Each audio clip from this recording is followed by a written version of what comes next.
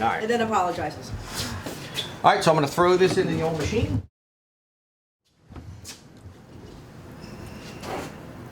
When you're doing this, as you can see, we have a large fill mouth. The reason we do this is that these are heavy.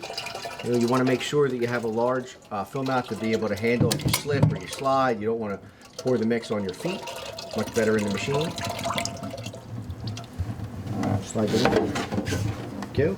Now there's still some product there, so we want to slide that down using our spatula for a couple reasons, right? This is flavor we want in, and if you look in here, this is probably a good solid cup of ice cream. And if you're selling it for $4.95, well, this is $4.95. You're going to retail, and we don't want to throw that down the toilet.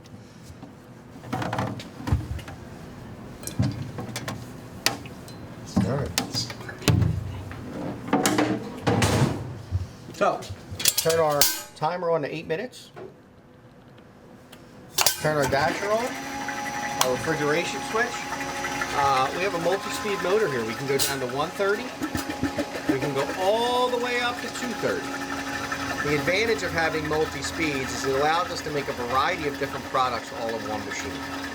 So I'm going to run right in the middle at about 180.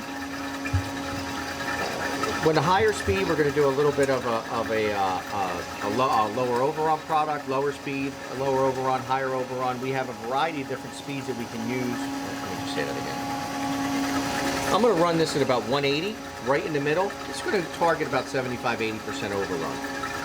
I could use the higher and lower speeds to get variable overruns of different products. The nice part about this machine is it can make Italian ice, which is little to no overrun, gelato, which is about 30% overrun, or ice cream, which can range from 60 all the way to 100% overrun. With our variable speeds and the engineering of our machine, this machine can do it all.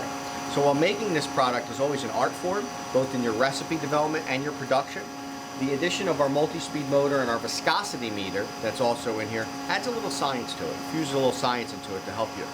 The viscosity meter tells you how hard that motor is working, basically gauging the thickness of the product in the machine. Right now it's just telling me what that viscosity is. If I set it, right, I could set the viscosity and I could say, look, when this viscosity gets to 40, I want the machine to cut off.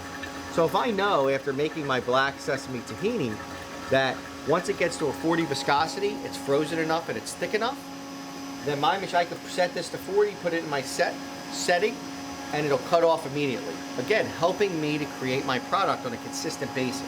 Right now I just want to do actual, which will tell us the reading.